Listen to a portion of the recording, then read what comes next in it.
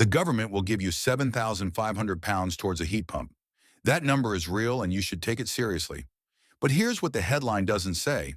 For most homeowners, that grant covers less than half the total cost of switching, and some of the most expensive surprises aren't mentioned anywhere on the official guidance. First, let's be clear on what the boiler upgrade scheme actually does, because there's a lot of confusion about the mechanics. The grant is 7,500 pounds for an air source heat pump, 7,500 pounds for a ground source heat pump, and as of November 2025, 2,500 pounds for air-to-air systems, which heat air directly rather than water. You don't apply yourself, and you don't receive cash. You find an MCS certified installer, they submit the paperwork to OVGEM, and the 7,500 pounds is deducted directly from your invoice. The scheme runs until at least March 2030. The budget is not close to running out. The eligibility criteria are simpler than most people expect. You need to own the property, be in England or Wales, and be replacing a fossil fuel heating system, gas, oil, or LPG. One important change from 2024. The rule that required you to fix your EPC's insulation recommendations before applying has been scrapped. You no longer need to address outstanding loft or cavity wall insulation before you qualify. That's the scheme. Now here's where the actual numbers start to diverge from the headline. The grant is fixed at 7,500 pounds. The installation cost is not, and the range is wide enough to matter significantly. For a 3-bedroom semi-detached, a full air source heat pump installation, unit, labor, hot water cylinder, and basic ancillaries, typically runs between 9,000 pounds and 12,000 pounds. After the grant, that's 1,500 pounds to 4,500 pounds out of pocket. For a 4-bedroom detached house, the range moves to 11,000 pounds to 15,000 pounds. After the grant, 3,500 pounds to 7,500 pounds. For a larger or older property, Victorian terrace, period farmhouse, anything with solid walls, you can expect 13,000 pounds to 20,000 pounds before any complications. After the grant, 5,500 pounds to 12,500 pounds. Those are the headline figures, but those figures assume a straightforward installation. Most installations are not straightforward. Here are the 4 costs that don't appear in the headline numbers. Hidden cost number 1, radiators. A heat pump is not a boiler replacement you bolt in and switch on. It runs at a fundamentally different flow temperature. A gas boiler sends water around your radiators at 60 to 70 degrees. A heat pump, to operate efficiently, needs to run at 35 to 45 degrees.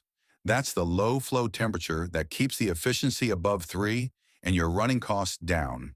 The problem is that your existing radiators were designed for 70-degree water. At 40 degrees, they don't emit enough heat to keep the room warm. So in many houses, radiators need to be upgraded to larger surface area models, or underfloor heating needs to be added. The cost for radiator upgrades ranges from 150 pounds to 300 pounds per radiator. A 3-bedroom house typically has 8 to 12 radiators.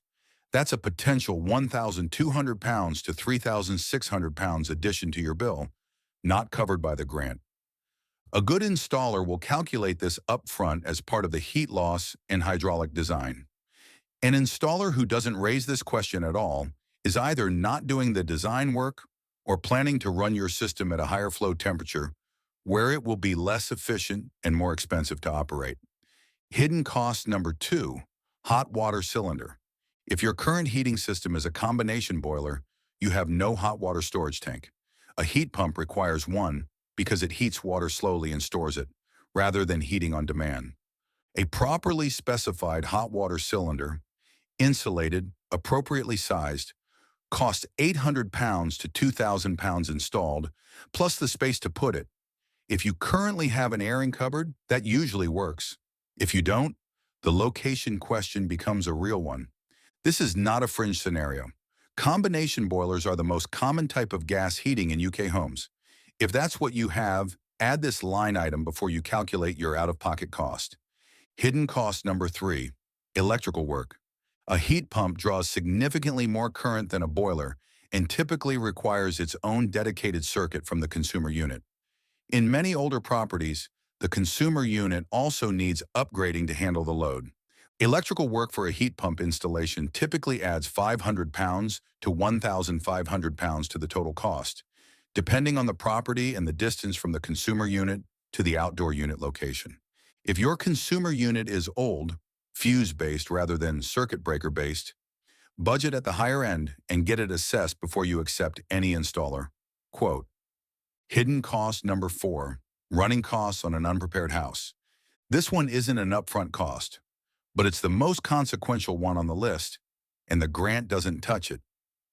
The boiler upgrade scheme reduces what you pay on day one. It has no effect on what you pay every month after that. A heat pump running in a poorly insulated house on a standard electricity tariff can cost more to run than the gas boiler it replaced. Electricity in the UK currently costs around 24 pence per kilowatt hour. Gas is around 6 pence. That's a 4-to-1 ratio. For your heat pump to break even on running costs with gas, it needs to sustain a real-world efficiency above 4. In a well-insulated house on a smart tariff, that's achievable. In a house with poor insulation and a standard tariff, it isn't. The grant does not fix your insulation. The grant does not change your electricity tariff. Both of those are your responsibility, and both of them directly determine whether your total cost of ownership over 10 years is better or worse than staying on gas. If you've been following this channel, you'll know the pattern here. Before you make a 10,000-pound decision, you need specific numbers, not marketing figures. I put a checklist in the description below covering exactly what to ask your installer before you sign anything. It takes 5 minutes to go through, and it will tell you more about the quality of a quote than anything else. So when does the grant make clear financial sense? A well-insulated house, loft insulation at 270 millimeters or above, walls either cavity-filled or externally insulated, double glazing throughout, a heat loss below 8 kilowatts, an electric vehicle or smart electricity tariff that brings your pence per kilowatt hour down to 7 or 8 pence overnight, and a correctly designed system with radiators sized for low flow temperatures. In that scenario, your heat pump will sustain an efficiency above 3 through winter. Your running costs will be competitive with gas today and meaningfully lower than gas within 5 years as the electricity to gas price ratio continues to close.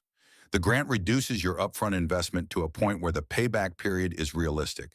That is the case where this decision is straightforward. The honest summary is this: the boiler upgrade scheme is a real and significant grant, but it's a contribution towards an upgrade that needs to be done correctly, in the right house, with the right preparation. The 7,500 pounds doesn't change the underlying engineering. It doesn't change the electricity price, and it doesn't do the design work that most installations in the UK still skip. Before you accept any quote, ask your installer 3 questions. What is the total installed cost before the grant is applied? What additional costs, radiators, cylinder, electrical, are included in that figure? And what flow temperature will the system run at in January? If they can answer all 3 with specific numbers, you're talking to someone worth working with.